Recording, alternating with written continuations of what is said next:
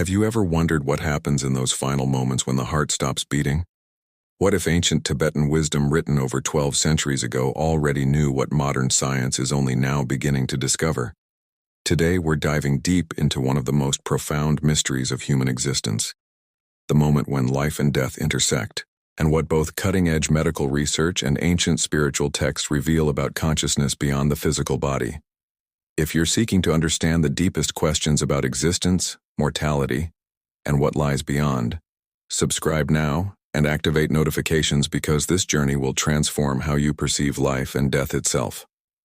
For over 1,300 years, the Bardo Thodol, known in the West as the Tibetan Book of the Dead, has guided countless souls through the mysterious transition between death and rebirth.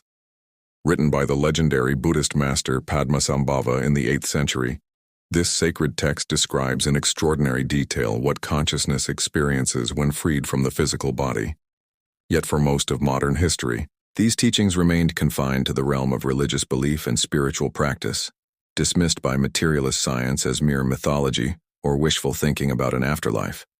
But something remarkable has happened in recent decades, something that has shaken the foundations of what we thought we knew about consciousness, death, and the nature of reality itself. In hospitals across the world, patients are returning from clinical death with accounts so vivid and detailed that they challenge everything conventional neuroscience tells us about the brain and consciousness. These aren't vague memories or confused recollections distorted by oxygen deprivation. These are lucid, coherent experiences reported by people whose hearts had stopped, whose breathing had ceased, whose brain activity had flatlined on electroencephalogram monitors, people who by every medical definition were dead. And here's what's truly extraordinary. Their descriptions of what they experienced align with uncanny precision to the stages and phenomena described in the Bardo Thodol, a text written centuries before modern cardiac resuscitation was even conceivable. In September 2023, researchers at NYU Grossman School of Medicine published groundbreaking findings that sent shockwaves through both the medical and scientific communities. The AWARE-2 study, conducted across 25 hospitals in the United States and United Kingdom, examined 567 patients who underwent cardiopulmonary resuscitation following cardiac arrest. What they discovered defied conventional understanding of consciousness and brain function. Despite immediate treatment, fewer than 10% of these patients recovered sufficiently to be discharged from the hospital. Yet among those who did survive, 4 in 10 recalled some degree of consciousness during CPR. Consciousness that occurred when standard medical monitors showed no signs of awareness whatsoever. But the most stunning revelation came from brain monitoring data. In a subset of patients who received electroencephalogram monitoring during resuscitation, nearly 40% showed brain activity that returned to normal or nearly normal patterns from a completely flatlined state, at points even an hour into CPR. The monitors captured spikes in gamma, delta, theta, alpha, and beta waves, the very brainwave patterns associated with higher mental function, thought, memory, and conscious awareness. These weren't random neural firings or the confused signals of a dying brain. These were organized patterns of electrical activity, consistent with lucid consciousness occurring in patients whose hearts had stopped pumping blood to their brains, whose bodies were clinically dead. Dr. Sam Parnia, the lead researcher of the AWARE-2 study, explained that survivors reported heightened awareness and powerful, lucid experiences that included perception of separation from the body, observing events without pain or distress, and meaningful evaluation of their actions and relationships throughout their entire lives. Critically, the study found these experiences of death to be fundamentally different from hallucinations, delusions, illusions, dreams, or consciousness induced by CPR medications. This distinction is crucial because it addresses the most common skeptical explanation that near-death experiences are merely the confused byproducts of an oxygen-starved brain desperately firing its last neurons before permanent shutdown. The researchers hypothesize that the flatlined, dying brain removes natural inhibitory systems, what neuroscientists call braking mechanisms that normally limit conscious awareness. This process, known as disinhibition, may open access to dimensions of reality that remain hidden during normal waking consciousness. while the evolutionary purpose of this phenomenon remains unknown. It opens the door to systematic exploration of what happens when a person dies, transforming death from a terrifying unknown into a subject of rigorous scientific inquiry. Now let's compare these modern medical findings with the ancient wisdom of the Bardo Thodol. The Tibetan text teaches that once awareness is freed from the body, it creates its own reality much as one would experience in a vivid dream. This dream occurs in various phases called bardos, manifesting in ways both wonderful and terrifying. The text describes how overwhelming peaceful and wrathful visions appear, how deities and spiritual beings manifest, how the deceased consciousness experiences confusion at no longer being connected to a physical body, and therefore needs help and guidance to achieve enlightenment and liberation from the cycle of rebirth. The Bardo Thodol specifically describes three primary bardos or intermediate states. The first is the moment of death itself, called the Chikai Bardo, where the consciousness encounters brilliant, clear light and has the opportunity for immediate liberation if it can recognize the true nature of mind. The second is the Chonyid Bardo, where the consciousness experiences encounters with peaceful and wrathful deities, visions that are actually projections of the mind itself, manifestations of one's own karmic tendencies and mental patterns. The third is the Sidpa Bardo, the transition phase toward rebirth where the consciousness, still confused and seeking embodiment, moves toward a new physical existence. Remarkably, modern near-death experience reports contain elements that correspond to each of these bardos, with striking consistency. Experiencers frequently describe an initial phase of peace and separation from the body, often accompanied by a sense of moving through darkness toward brilliant light. This parallels the Chikai Bardo's description of encountering the clear light of reality. Many report encounters with beings of light, deceased relatives or spiritual entities, which corresponds to the Chonyid Bardo's peaceful and wrathful deities. Some experiencers describe a life review where every action, thought, and intention is reevaluated from a perspective of profound clarity and understanding, an experience that aligns with the Bardo Thodol's teaching, that consciousness in the intermediate state sees with perfect clarity the karmic patterns and consequences of its earthly existence. One of the most evidentially compelling near-death experiences ever documented is the case of Pam Reynolds, an American woman who underwent a radical surgical procedure called hypothermic cardiac arrest in 1991.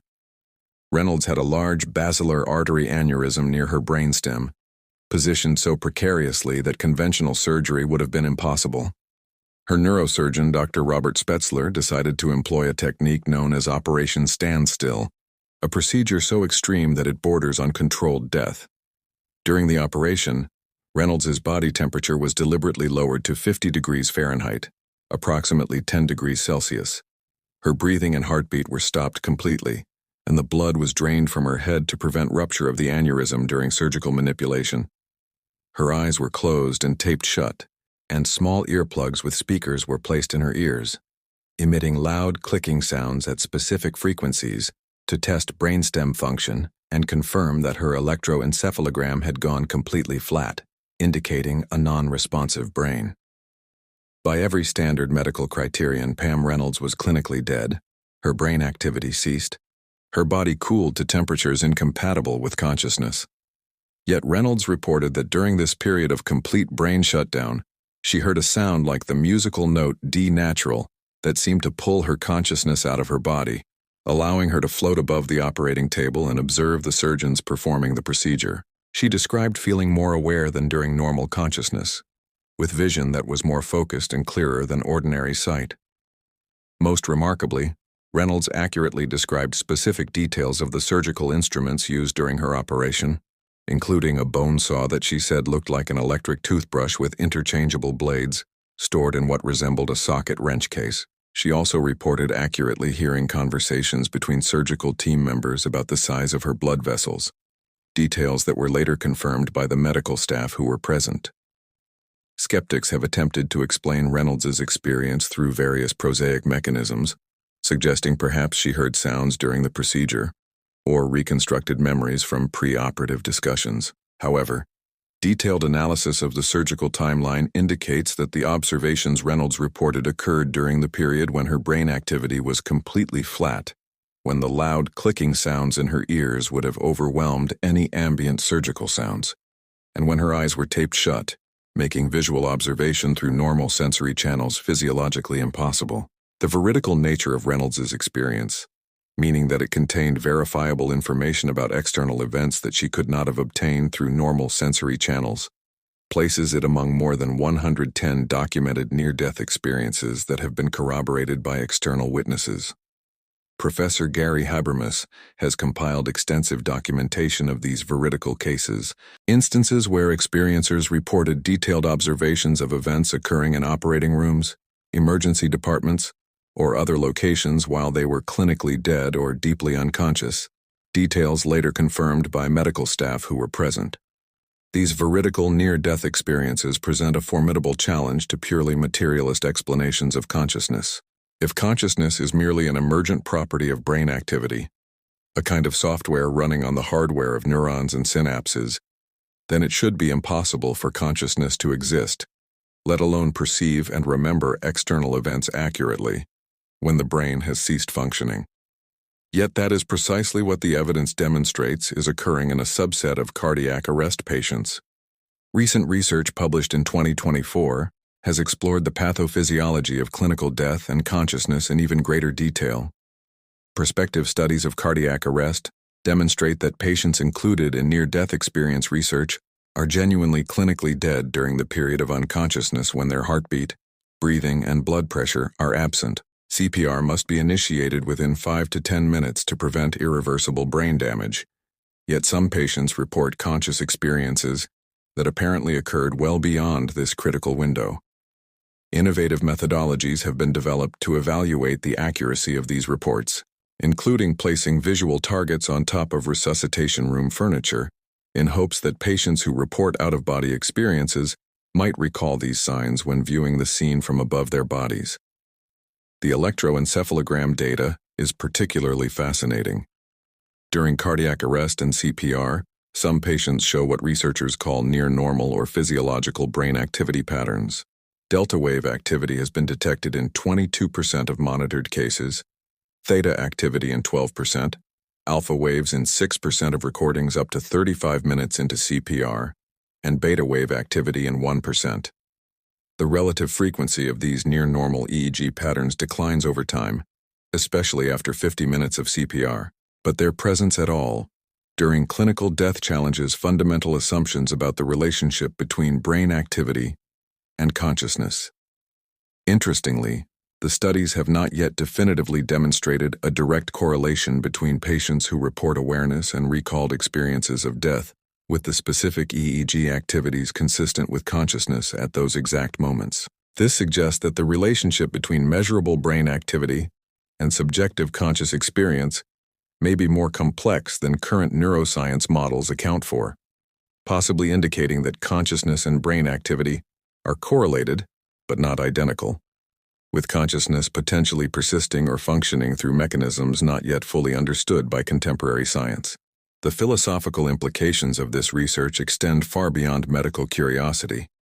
Near-death experiences and the teachings of the Bardo Thodol both point toward a model of existence that transcends pure materialism. They suggest that consciousness may not be reducible to neural processes, that human existence encompasses dimensions of reality, not captured by measurements of electrical impulses and chemical reactions in the brain. This organismic model of existence, as researchers describe it, views human beings as integrated wholes whose consciousness and identity persist through the transition we call death, at least temporarily, and possibly permanently in transformed states. The Bardo Thodol offers practical guidance for navigating these states of consciousness between death and rebirth. The text is traditionally read aloud to the deceased for 49 days following death, based on the belief that consciousness can still hear and be guided even after physical death. The instructions emphasize the importance of recognizing that all visions, deities, and experiences encountered in the Bardo states are projections of one's own mind, manifestations of karmic patterns and mental habits accumulated during life. Even when terrifying, wrathful deities appear, even when the Lord of Death himself seems to approach with judgment and punishment, the deceased is instructed to recognize the voidness, the ultimate emptiness of inherent existence in all these phenomena. This teaching has profound practical implications. The Bardo Thodol suggests that liberation, the ultimate freedom from the cycle of death and rebirth, can be achieved at any point during the Bardo experience by recognizing the true nature of mind, by seeing through the illusory nature of all phenomena, and resting in the clear light of pure awareness. This isn't merely abstract philosophy. It's practical instruction for consciousness, navigating the most disorienting transition imaginable, providing a framework for maintaining clarity and direction when stripped of the familiar anchors of physical embodiment. Modern near-death experiencers often report similar realizations. Many describe the life review process not as external judgment by a deity or spiritual tribunal, but as a profound self-evaluation, where they experience the consequences of their actions from the perspective of those affected by their choices. This mirrors the Bardo Thodol's teaching that karmic patterns are self-created and self-experienced, that we are both the authors and inheritors of our own mental and ethical habits. The clarity and heightened awareness reported by near-death experiencers corresponds to the Bardo Thodol's description of consciousness in the intermediate state as potentially more lucid than ordinary waking awareness, freed from the limiting filters of physical sensory apparatus. Research into near-death experiences has also revealed important clinical implications for emergency and critical care medicine. Comprehensive NDE research in these contexts can improve patient care by acknowledging the psychological and spiritual dimensions of surviving cardiac arrest. Studies suggest that having a near-death experience when near death may actually be partially protective against developing post-traumatic stress disorder symptoms compared to nearing death without reporting such experiences. This finding suggests that the transcendent, meaningful quality of near-death experiences can serve a healing function, helping survivors integrate the trauma of nearly dying into a broader spiritual context that facilitates psychological recovery. However, not all individuals who undergo life-threatening experiences report near-death experiences, and this subgroup requires clinical attention as well, given the likelihood of suffering trauma, without the potentially protective and meaning-making framework that a near-death experience might provide.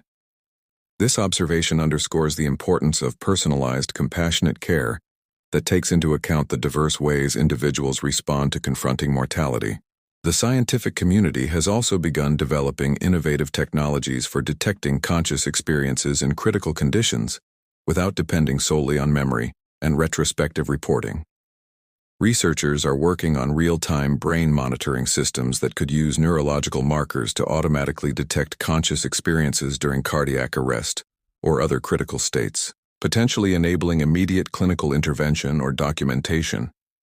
This approach builds on recent empirical studies showing surges of neurophysiological coherence and connectivity in the dying human brain, sometimes manifesting as high-frequency activity in frontal regions consistent with gamma-wave patterns. These gamma surges have been speculated to be linked to the emergence of near-death experiences, possibly representing the disinhibition phenomenon, where the dying brain's normal filtering mechanisms shut down, potentially opening awareness to broader dimensions of consciousness.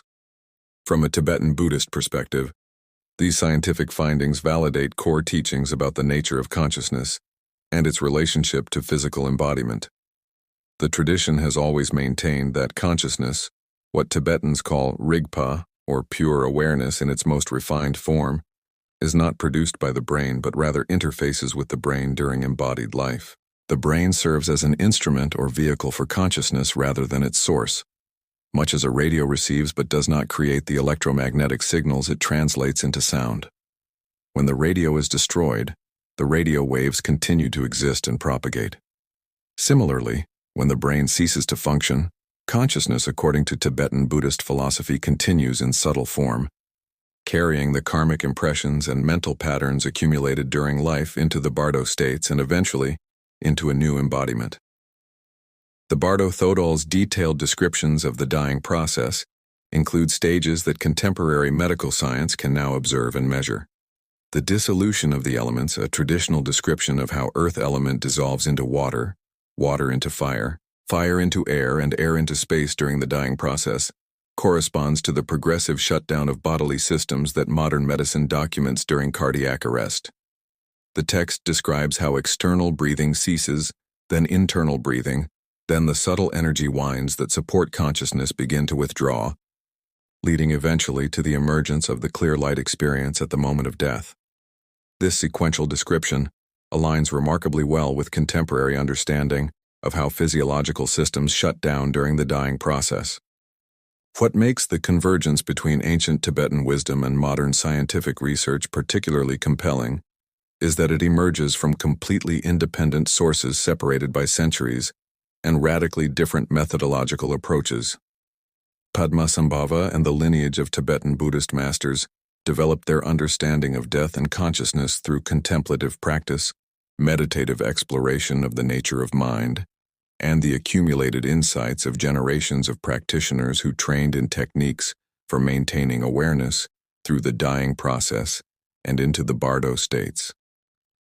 Modern researchers developed their understanding through empirical observation, technological monitoring, statistical analysis, and the rigorous methodology of peer-reviewed science. Yet both approaches have arrived at strikingly similar conclusions about the persistence of consciousness during and after clinical death, about the lucid and meaningful nature of these experiences, and about the transformative potential inherent in consciously navigating the death transition.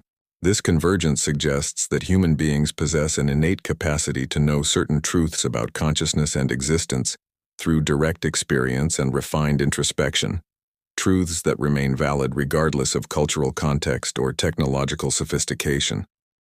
The Tibetan masters who codified the Bardo Thodol weren't engaging in mere speculation or wishful thinking about an afterlife.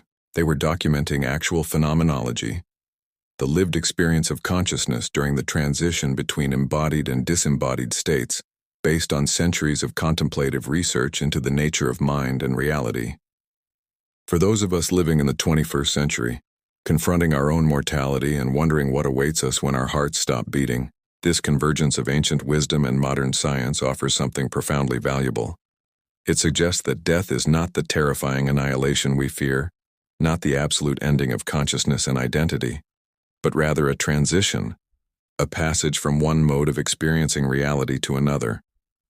The Bardo Thodol and contemporary near-death research both indicate that consciousness persists, that awareness continues, and that the quality of that continued awareness depends significantly on the mental and ethical patterns we cultivate during life. This realization transforms how we approach living. If consciousness continues beyond death, if we will experience the consequences of our actions with perfect clarity, if the habits of mind we develop now will shape our experience in the Bardo states, then every moment becomes an opportunity for spiritual practice. Every interaction becomes significant. Every choice carries weight that extends beyond the immediate physical consequences. The Bardo Thodol emphasizes that liberation can be achieved in the Bardo states, but the likelihood of recognizing the clear light and resting in pure awareness depends on the familiarity with that state developed during life. This is why Tibetan Buddhism places such emphasis on meditation practice, on training the mind to recognize its own nature, on cultivating the ability to remain present and aware, regardless of external circumstances. The modern near-death experience literature echoes these themes. Experiencers frequently report that their near-death experiences transform their values, priorities, and understanding of what matters in life.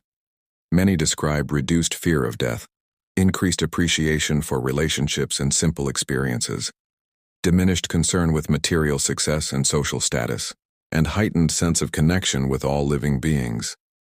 These transformations mirror the outcomes that Tibetan Buddhist practice aims to cultivate, suggesting that confronting death, whether through actual near-death experience or through contemplative practice, awakens us to dimensions of existence that remain hidden when we live in denial of mortality. The scientific investigation of consciousness during cardiac arrest continues to evolve. Recent bibliometric analyses show growing interest across multiple disciplines, including medicine, psychology, neuroscience, and consciousness studies. Research methodologies are becoming more sophisticated, incorporating advanced brain monitoring technologies, larger sample sizes, improved protocols for documenting veridical perceptions, and interdisciplinary collaboration between neuroscientists, psychologists, cardiologists, and scholars of religious and contemplative traditions. This multidisciplinary approach acknowledges that understanding consciousness and death requires insights from both objective third-person scientific investigation and subjective first-person phenomenological exploration.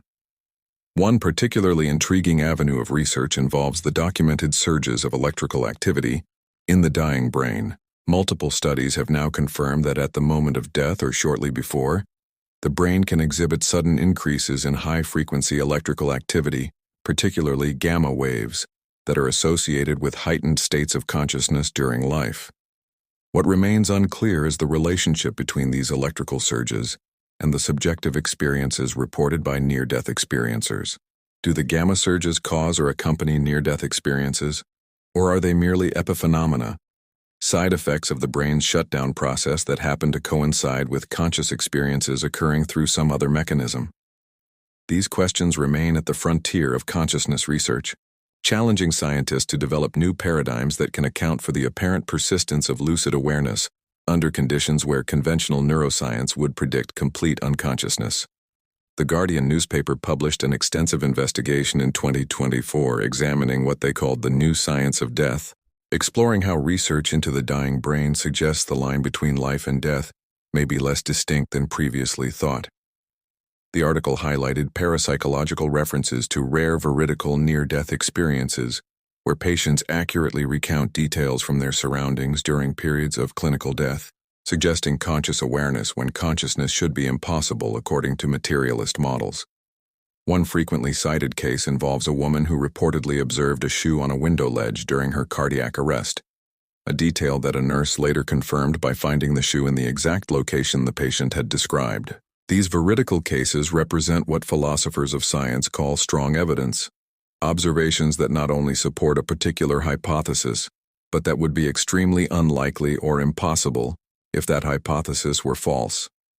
If consciousness is solely a product of brain activity, veridical near-death perceptions during periods of confirmed brain inactivity should be impossible. The fact that they occur, documented and verified by multiple independent witnesses, constitutes evidence that challenges the sufficiency of purely materialist explanations of consciousness. This doesn't necessarily mean that consciousness has no relationship to brain function. The evidence clearly shows that altering brain chemistry and physiology affects conscious experience in profound ways.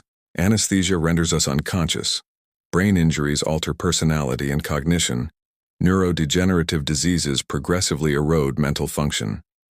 The relationship between brain and consciousness is undeniable.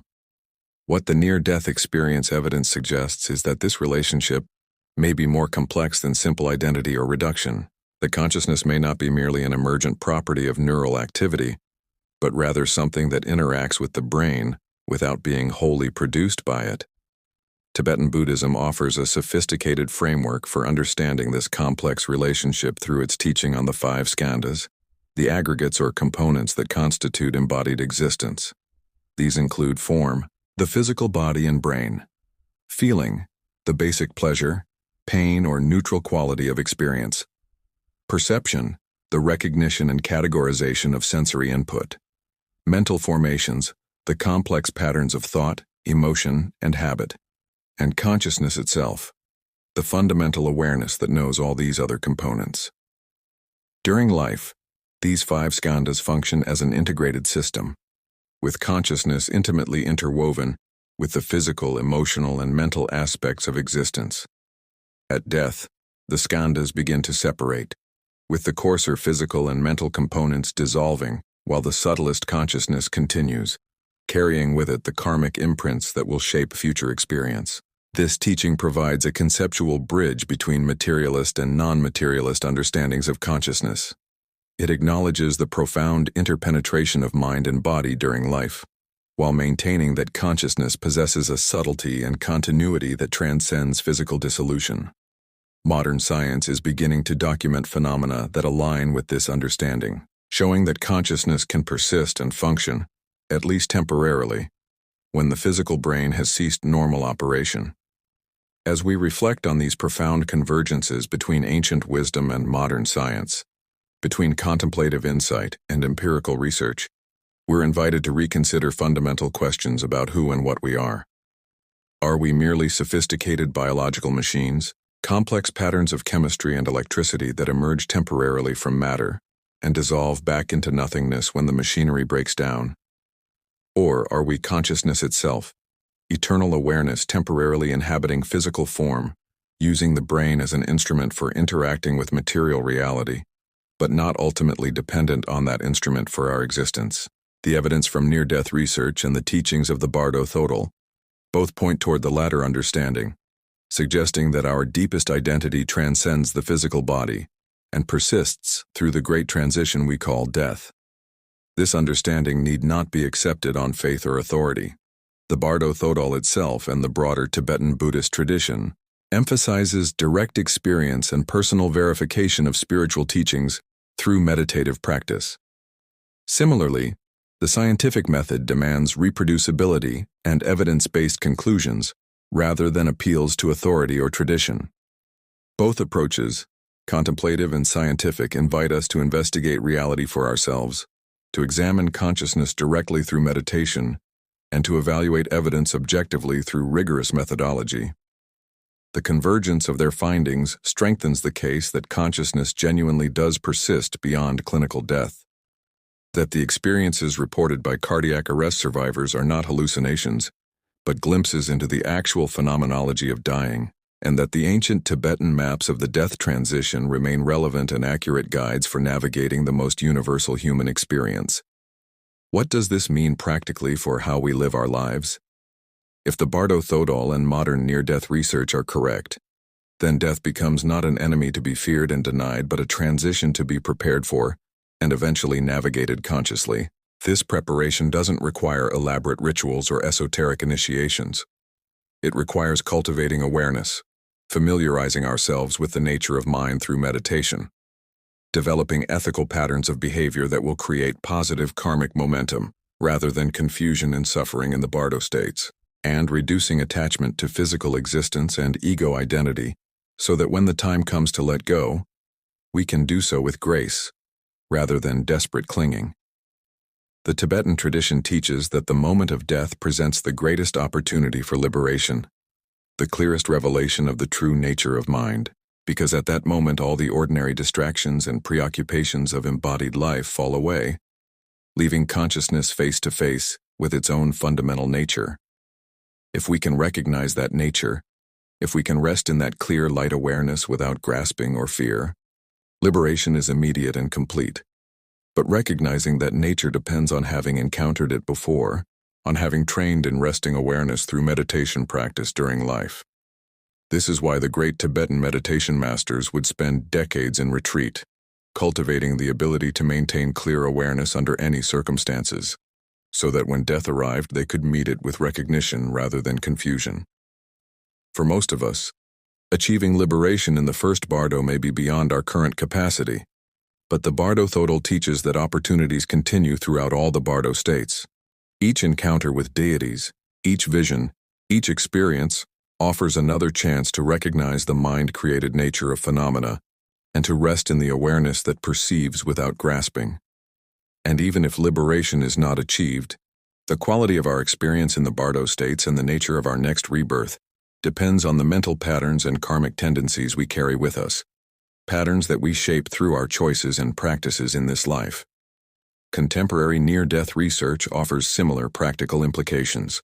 Studies show that individuals who have meaningful spiritual practices or contemplative training often report more positive and transformative near-death experiences compared to those without such backgrounds. This suggests that cultivating familiarity with non-ordinary states of consciousness, developing capacity for maintaining awareness and equanimity in challenging circumstances, and establishing a framework of meaning that transcends purely material concerns, all contribute to navigating the death transition more skillfully and emerging from it transformed rather than traumatized. As we've journeyed together through the convergence of ancient Tibetan wisdom and cutting-edge medical science, we've discovered that the mysteries of consciousness and death are not as impenetrable as they once seemed. The Bardo Thodol, transmitted across 13 centuries, describes with remarkable accuracy The phenomena that modern cardiac arrest survivors are now reporting and that scientific instruments are beginning to measure. This isn't coincidence or cultural contamination. It's evidence that human consciousness possesses depths and continuities that transcend our current scientific paradigms, and that the contemplative traditions of humanity have been mapping these depths for millennia. The implications reach far beyond abstract philosophy or religious doctrine. They touch the core of human existence, offering a vision of life and death that is neither the cold materialism that sees consciousness as nothing but neural activity, nor the naive dualism that completely divorces mind from matter. Instead, we find a sophisticated understanding where consciousness and physical reality interpenetrate during embodied life, but where consciousness possesses a subtlety and continuity that persists through the dissolution of the body, carrying forward the karmic patterns and mental habits that will shape future experience. So what resonated most deeply with you in this exploration? Have you had experiences that align with what we've discussed? Do you find the convergence of scientific research and ancient wisdom convincing, or do questions remain for you? Share your thoughts and reflections in the comments below, because your insights contribute to our collective understanding of these profound mysteries. If this content has expanded your perspective on consciousness, death, and the nature of existence, hit that like button so more people can discover these transformative insights. And if you haven't already subscribed, do so now and activate notifications because we're continuing to explore the deepest questions of human existence, bringing together ancient wisdom traditions and modern scientific research to illuminate the path of understanding. Share this video with anyone you know who's grappling with questions about mortality, consciousness, or the meaning of existence. Together, we're building a community that doesn't turn away from life's deepest mysteries but embraces them with curiosity, rigor, and open-hearted wonder. Thank you for joining this journey into the intersection of life, death, and consciousness. Until next time, may you walk your path with awareness, compassion, and courage.